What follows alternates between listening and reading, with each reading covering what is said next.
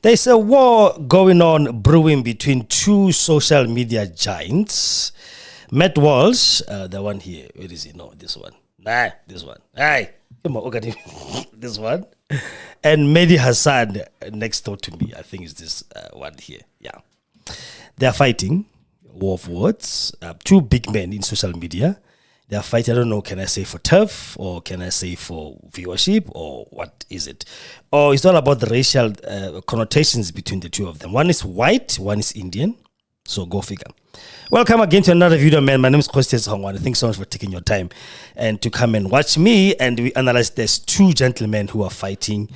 Like, you know, like when they say two bulls fighting, when two elephants are fighting, the grass is gonna be suffering. So we sit back and we just put our heads on to watch two men, two great men on social media, really, fighting for turf. Should I say for turf or should I say just fighting because they can? I have no idea. Yeah. Well, two of them released videos during this week, and those videos were somehow. So the one who started this whole thing was Matt Walsh. Matt Walsh is a commentator. He's a conservative commentator, apparently. They called themselves that. He calls himself a conservative commentator called Daily Wire. He works for the company Daily Wire, which is a pro-Jewish Zionist company, Ben Shapiro. They are Jews. So, yeah. The founder, is it Colbin? If I'm not mistaken, Colbin, yeah, he was a CEO. He is a Jew, and then the one who's running the thing now is Ben Shapiro. He's a Jew as well. The same company that Candace Owens worked for before, and then she quit because of her anti-Israel, what they called anti-Israel stance. So yeah, anyway, Matt Walsh still works for them. He's a commentator. He's got a show there called the Matt Walsh Show. And Medhi Hassan is the owner of Zeteo. Zeteo is a media company as well, founded after he was fired from MSNBC when he was a host of a Sunday show.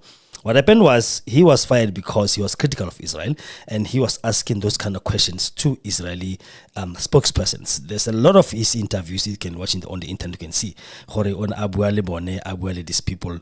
Haba interviewer, he was tough on them because of this war in Gaza, and they complained. Apparently, he was fired because nowadays, in this world, you can't say anything about Israel. And you're still employed. Thank God to us. Some of us, we don't need that. We can talk however we talk because this is Kgosi FM. Uncensored, unscripted, and unfunded. So nobody will tell me what to say, who to say, where, unless YouTube blocks my video for you not to see it. But hey, I still have a copy. I can send it to you. So welcome again to watch these two gentlemen going at each other. I'm going to play each of their videos. Like I said, Otomile Mpele ke Matt Walsh, Atoma Abuele ka Medhi Hassan. Medhi Hassan was just saying a simple thing that you are all Americans, and if church bells, like the church bell, okay, like a clock, if it's allowed in the US, so is the Muslim call for prayer. It should be allowed. But and he did clarify, but along with the normal local laws, noise laws of the local vicinity. If the bylaw says you can't have noise at 5 o'clock in the morning, that means they won't do it. Or they will do it very slowly, or they will just do it in their homes and they know most 5 o'clock have to wake up and pray. But Matt Walsh took it out, and then he said stuff that it's not really Ayoba. You'll hear from his rhetoric. And by the way, Matt Walsh is a conservative. He calls himself a conservative. For me, he's a racist, this guy. I like him whenever he talks about transgender issues. When he talks about transgender issues, I love that one. Because I, myself, do share his... But when it comes to black people and whatnot, he did a video about South Africans. Remember those ones who went to America for 9? He did a video about that, telling us how we are persecuting the whites in this country, in their country that they've built, blah, blah, blah. And even the very same video that is like we're going to watch now, he's still talking too much about how white people have built America. I don't know. Yeah, but anyway, let me not take too much from this video, right? I want you to watch it yourself, and then you will let me know what you say. Please like, subscribe, share this video, and just comment and tell me if I'm doing bullshit here or if I'm doing something right. I don't have a problem. We're going to analyze the two videos. I'm going to play Matt Walsh's video first, and then I'm going to play, immediately after that, I'm going to play Medhi Hassan's response. And then we will be able to talk about, Lona, what is your opinion about this thing? Because for now, but I'll tell you my opinion at the end of the day. like at the end of the show. Ne? But before we do go to the video, let's first go and advertise a little bit. Regi said Joe, and then we can be able to run this studio right after this. This show is brought to you by Segongane Medical Services and Clinic. They are a private clinic situated in number 70 Kgosi in Westview, Danville. They specialize on the following: primary health care, ailment diagnosis and treatment, including medication, wound care, family planning, well baby clinic, basic ultrasound, laboratory blood services, treatment of chronic illnesses, treatment and management of patients on ARVs, wellness screening, antenatal clinic, HIV services and counseling. They have a pharmacy on site and they are doing CCMDD services as well, OHS clinic, circumcision clinic and abortion services. Their cell phone number is 064 548 7176 or 071 422 8576. Again, the address is 70 Kgosi in Westview, Pretoria West in Danville. Cell phone number again is 064 548 7176 or 071 422 8576. And that is our sponsor for today, Segongane Medical Service and Clinic. They are a private clinic. They don't take any medical aid, but I fell at 350 consultation abone, which is cash. So if you want to go, please go over Chakela on that address on the screen, and then their number is 071 422 8576 or 064 548 7176. The service is very great. I've been there myself several times. So please go. And then over So Bona, we're gonna continue now. Go and go our videos, the PD, and then I want you guys to please have your own opinion. Tell us what you think about this thing, and then comment below. Please subscribe and share, and then you can even send your, like you said, seems on the bottom of the screen. There's a number there, 064548 776. You can actually send your opinion as well and tell us what do you think. WhatsApp hell now, Romelo now. Either I give voice note or give a text. Tell me what do you think about this one. So let's go watch these videos, and we'll be right back after this.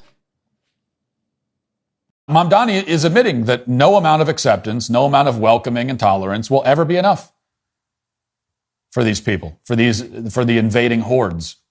Doesn't matter what you do, doesn't matter how much you open your arms and welcome them, it's never enough. It is never enough, it's never good enough. And to be clear, this is the official position of Mamdani's entire campaign, which is why Mamdani's closest allies are saying the exact same thing.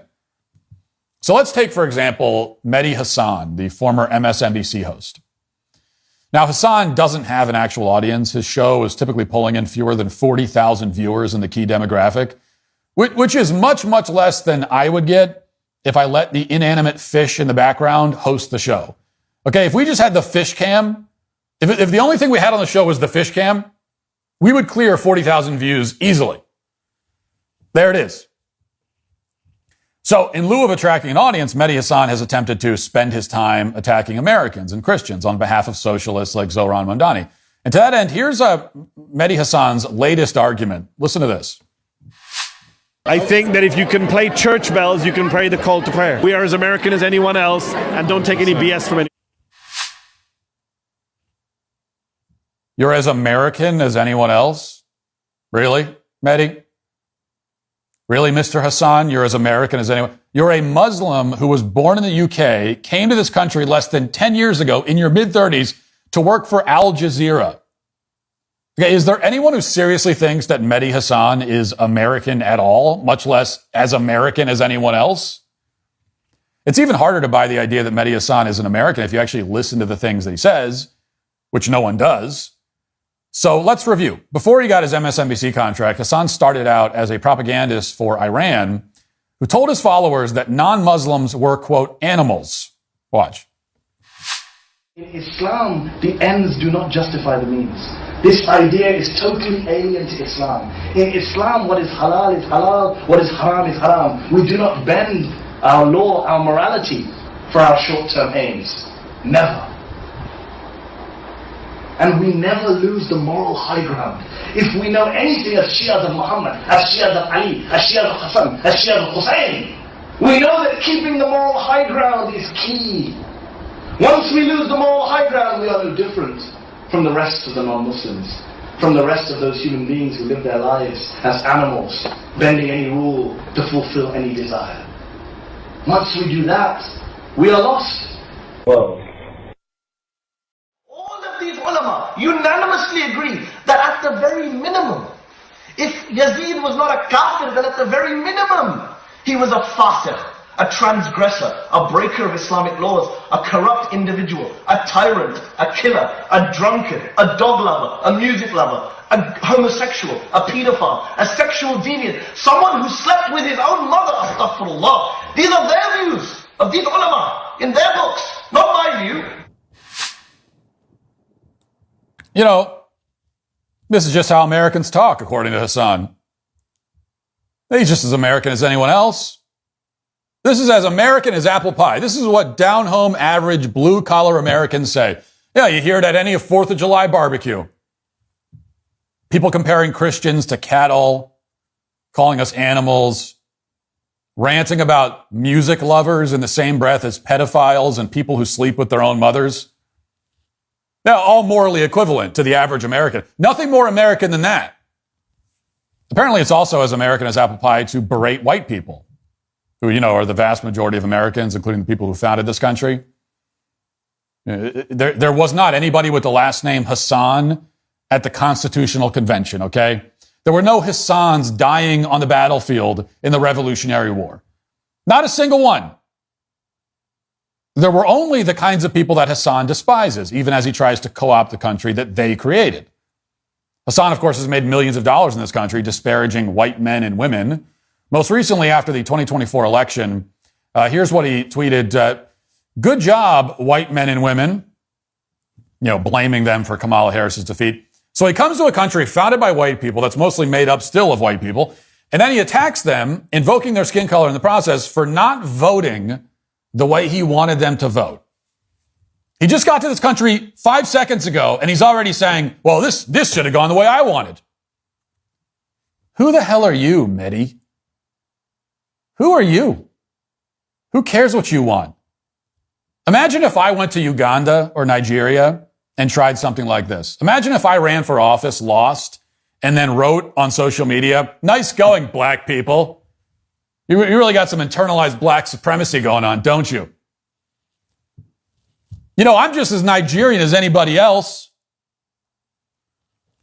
Now, in that scenario, how long would I last before they stoned me to death? 10 seconds, 20?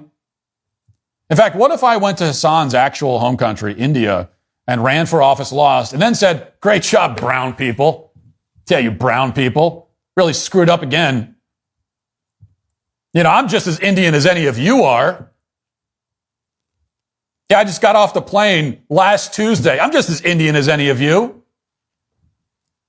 What if I did that? How long would Medhi Hassan spend crying about that? Would he ever stop crying is the question. Of course, Hassan also used to appear on television every other day, warning of the supposedly grave threat posed by white supremacy. He also celebrated a plane crash in Georgia, saying, make American planes crash again. This is the person we're supposed to believe is as American as any Christian who can trace his lineage in this country going back to the Revolutionary War. Just as American. Just as American as any American who doesn't hate white people, who actually wants our civilization, our system of government to succeed. This is the person who we're supposed to take seriously when he compares church bells to the Muslim call to prayer, which happens many times a day, starting around 5 a.m. and sounds like this.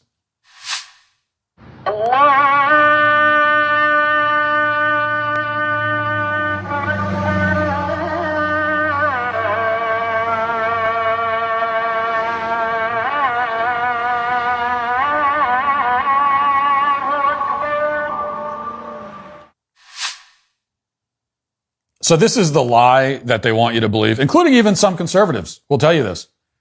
They'll tell you that what you just heard there is just as American as a church bell. Just as the Muslim call to prayer at 5:30 in the morning, wafting through the air. Just as American as, you know, a good old American small town with the church bell going off at noon. That's what we're supposed to believe. And we all know that it's not true. We all know that it's not true. And the thing is, even if the call to prayer wasn't so obnoxious and so obviously disruptive to the lives of everybody living nearby, in this case it's in Dearborn, still doesn't matter. And even if church bells also rang at 5 a.m., which they don't, it also would not matter because there's still a very good reason to say that in this country, church bells are acceptable in every city, while the Muslim call to prayer is not.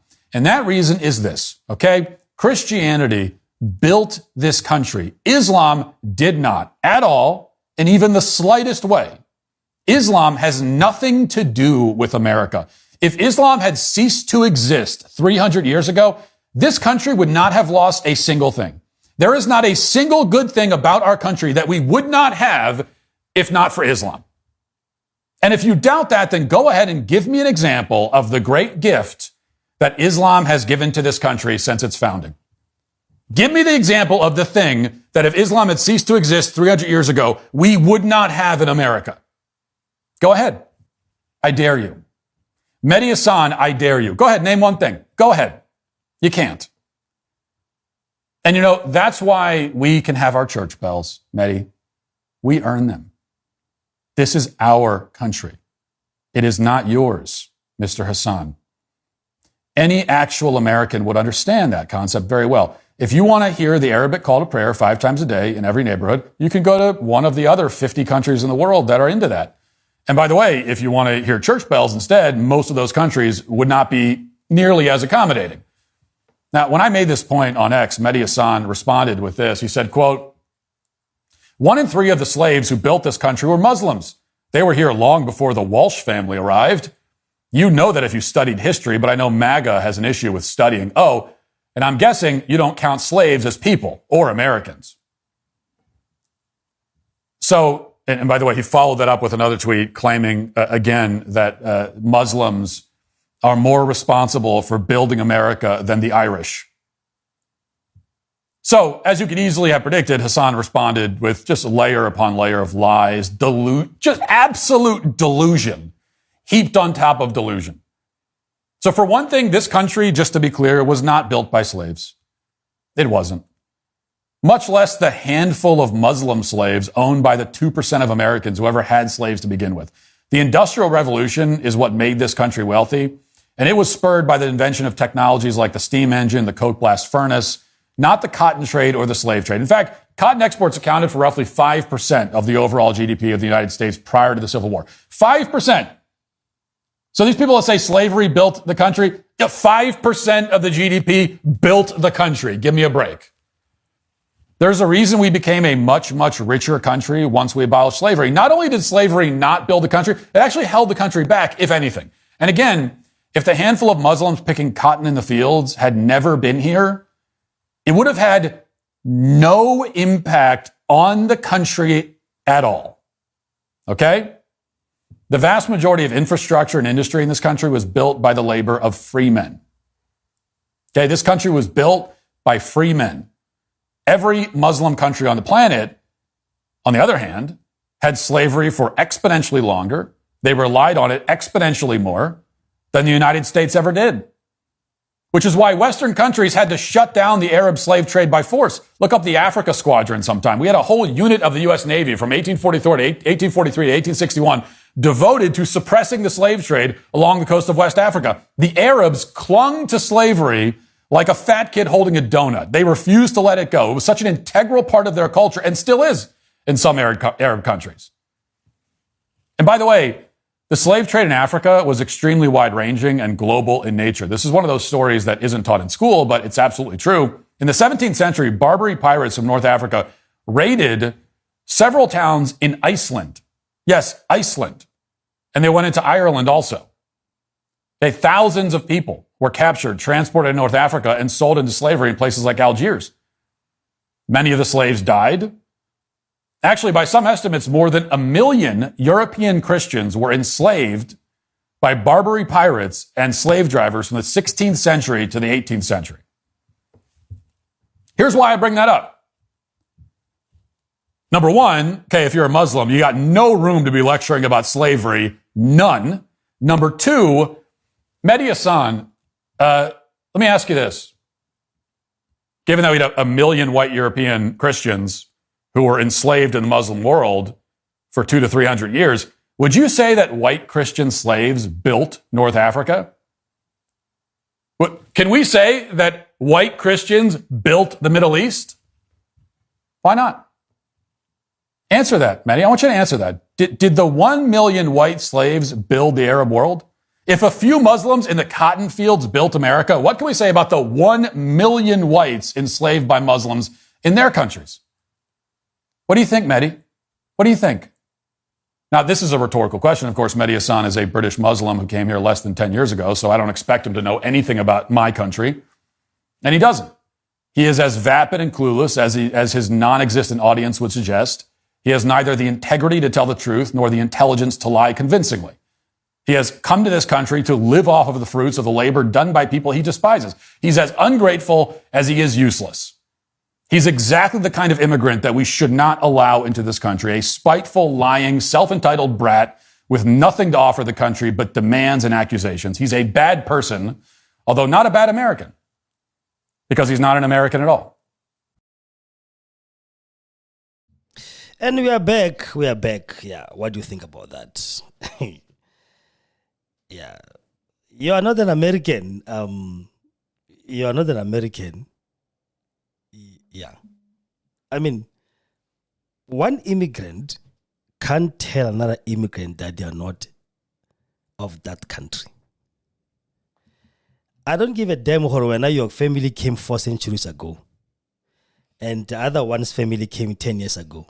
The two of you, you are not inhabitants or indigenous people of the US, Mr. Walsh. Maybe they didn't teach you in school enough to say what people were never for America.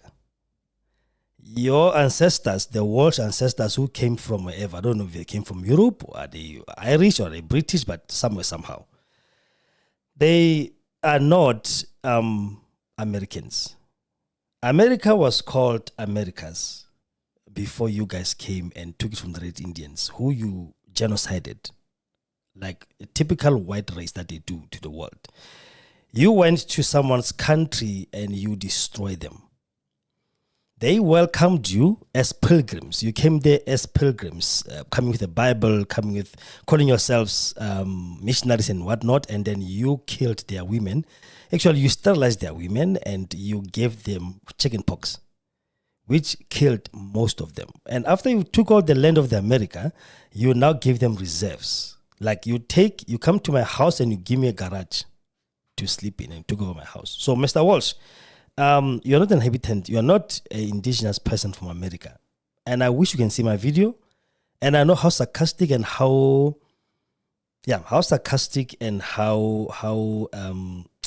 racist you are. So I want you to reply to me as well. Please, make me famous. Because, as a black South African myself, I do know what oppression is. I've lived it. My parents have lived it. Some of us have gone through what we call apartheid, which is Israel is doing now. And to hear in 2025 a white man saying to another Indian person that you don't belong here. And the very same person was wearing a Confederate t-shirt.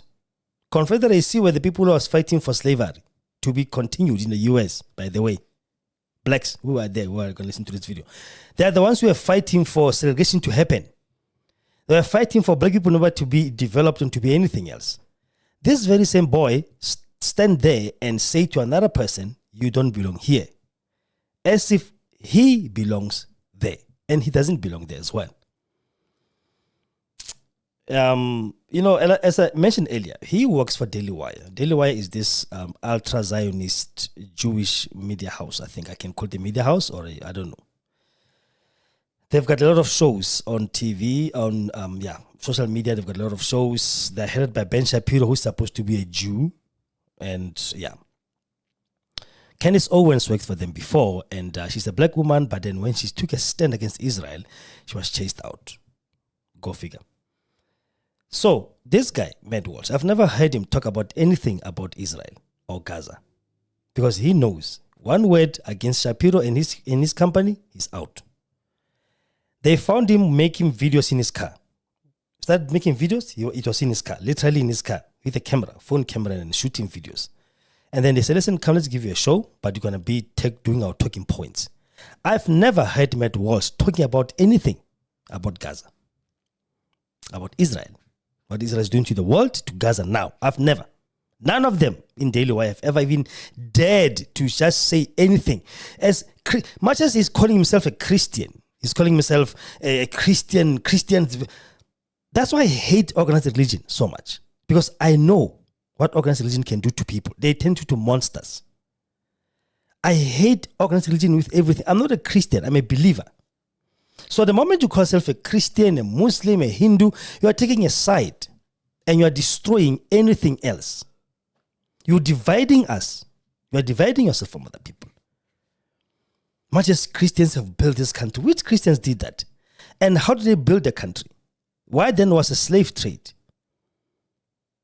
And but anyway, listen, I will analyze more of what he said in that video, as you said, after we see the response of Medhi Hassan. It was beautiful, classic Medhi Hassan style of really punching it down, And for you to go pick up old videos of somebody saying something way back, when you yourself, Mr. Walsh, has tons of controversial things that you have said in your youth, which you have apologized for, and said, I was still young, I didn't know better. But now you go and go into archives of history to dig up a video, a distorted video of Medhi Hassan, and then you want to put that as a relevant topic for now.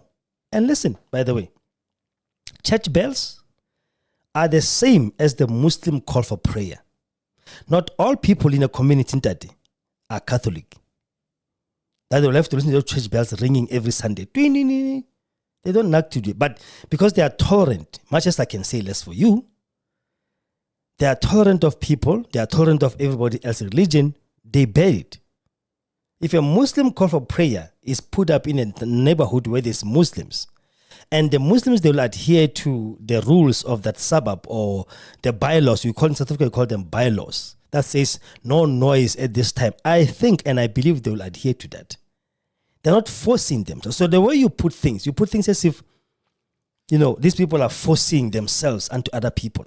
And then you dare to say he's not an American? Like you?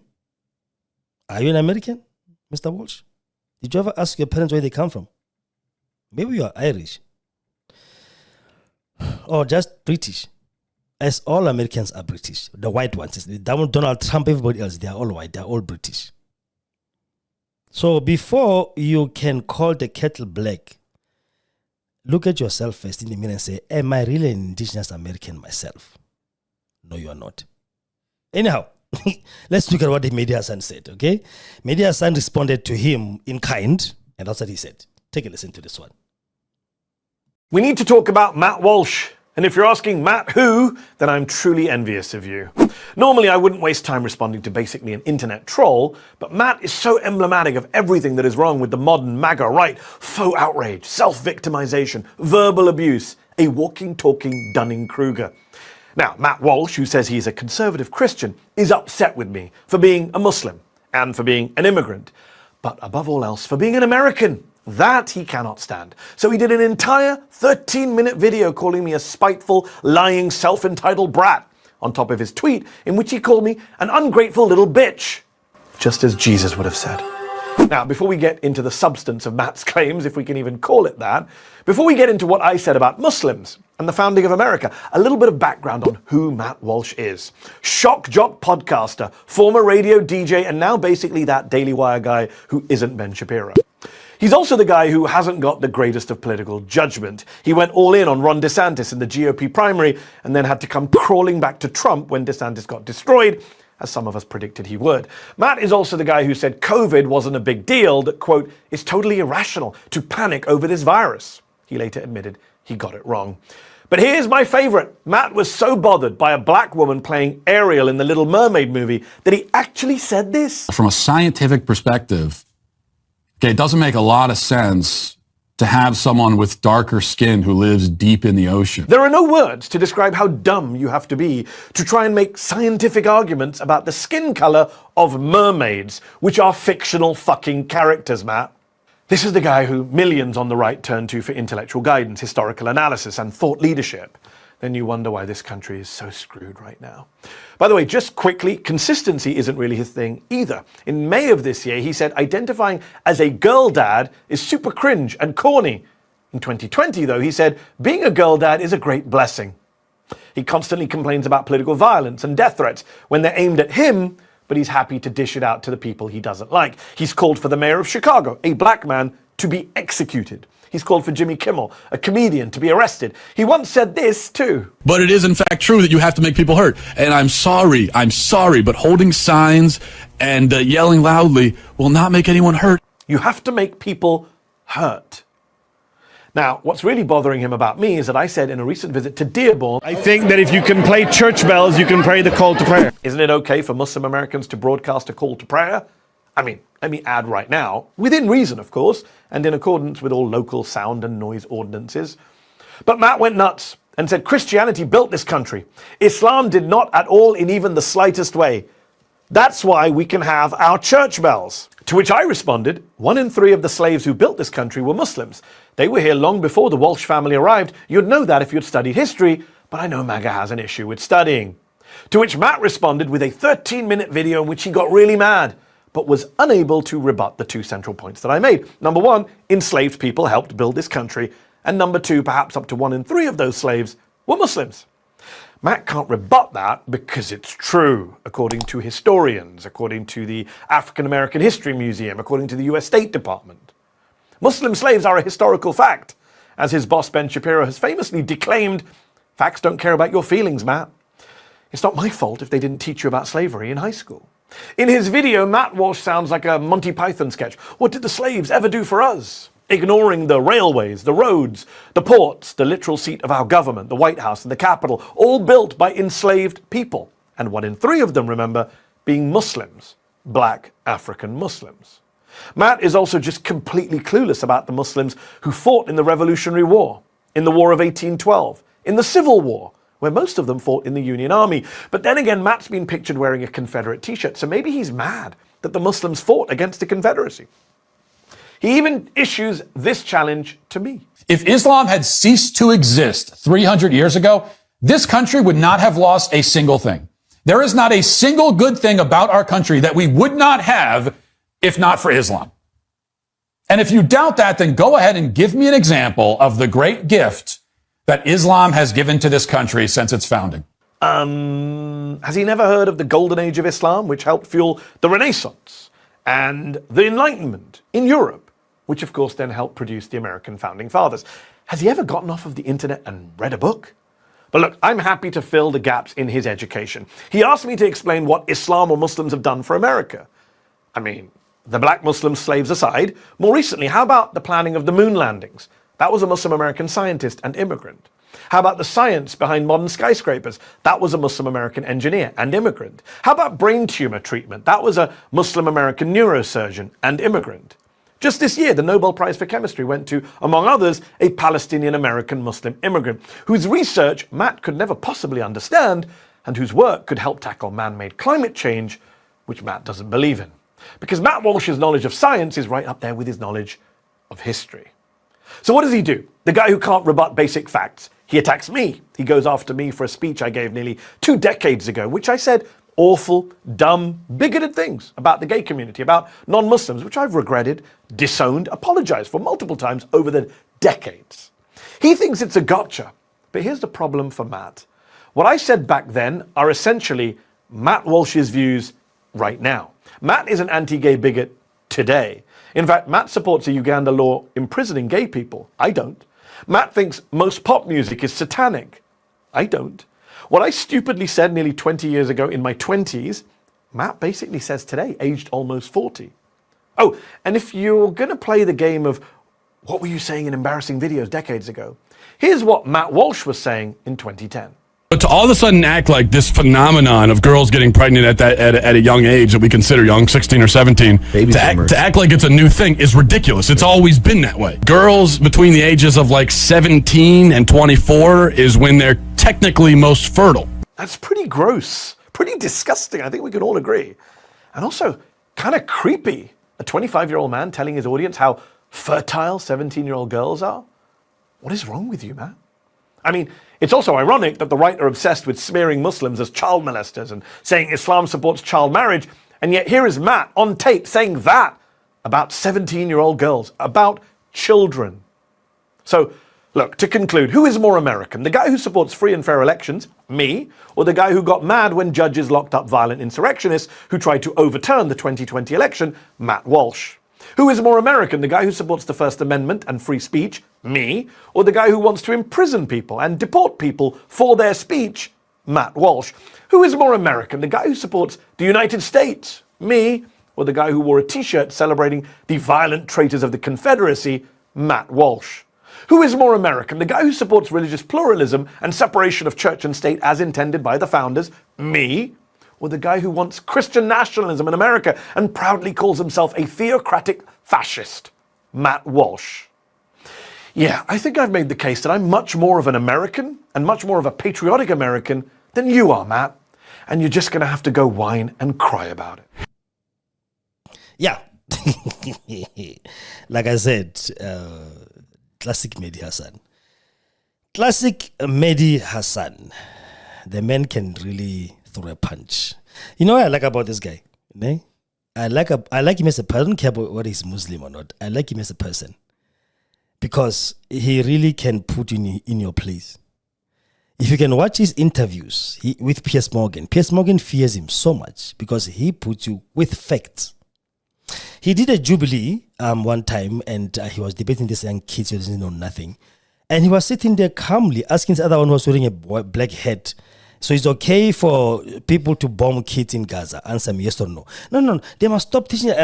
One, is it okay for you to bomb a child? No, they must stop teaching their children to hate Jews. I'm going to ask you for the third time. And he was so calm. And the boy actually got put out by the very same audience that he was supposed to represent. Now he has really answered Matt Walsh. And I don't have much to say about that. And I'm very proud of what he did. I don't know if there's going to be a rebut from Matt Walsh. I hope there is. Because you want to see where this thing will go. Matt Walsh is a racist, guys. Matt Walsh is a racist. Whether we like it or not, the guy is a racist. He's a white supremacist. He loves Trump. He loves America. He loves his whiteness as if he's something that is best. He's a perpetual victim. He's a victim of his own making. He forgets that segregation was started by white people in America. Slavery by them as well. For him now to try to say they were, and one thing that I like about these people is that they write a history. They are the ones who are writing the history, and then they put as fact. A conqueror can never write a history favoring whatever real truth like the king that happened. He will always say anything that's going to be controversial, that's going to be not controversial, that's going to favor them. So for you to quote that there are how many people where they were this there, they were this way, forgetting that you are the ones who wrote the history, bruh. So why would I believe you? Because you wrote what favors you. So Medhi Hassan, thank you so much. Man, I don't know if you're ever going to watch my video, but whenever you do one day, hey, thank you so much for responding to this white racist and for putting him in his place, because he really needs someone to kick his butt. One thing that I want to do a video responding to him about the white Afrikaners who left this country to go to America and to say they've been persecuted. His response was utter disgusting in a sense of he doesn't know nothing about our history. He has never been to this country. He has never come and seen how these so-called refugees that are in the US now, I don't know where they are, have lived their lives, where our black people are living at the moment. And one thing that I hate about white supremacy is that they create a problem and then they blame you for it. They create inequality and they blame you for not picking yourself up. Pick yourself up and do something with your life. Whereas they're the ones who created laws that prevented me from doing that in the first place. Hypocrites. Then he calls himself a Christian. How the fuck does this guy pray or teach his kids to pray? Hey, how? How does he teach them to pray when he has hate in his heart? All he has is hate.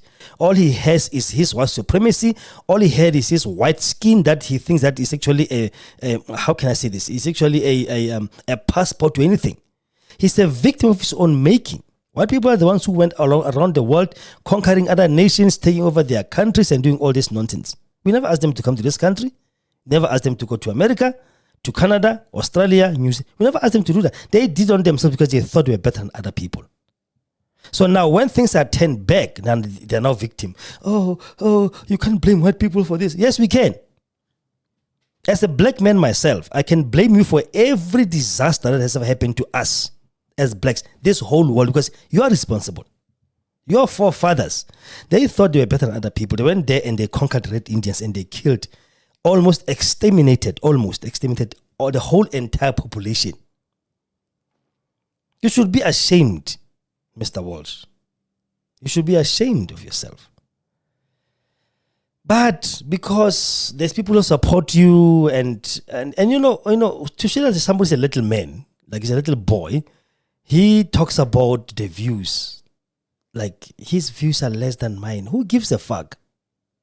Corey, the views of on YouTube are smaller than yours. Like who cares, bro? Okay, I'm doing this just not because I want to get some views. I'm doing this because I like it and because I can.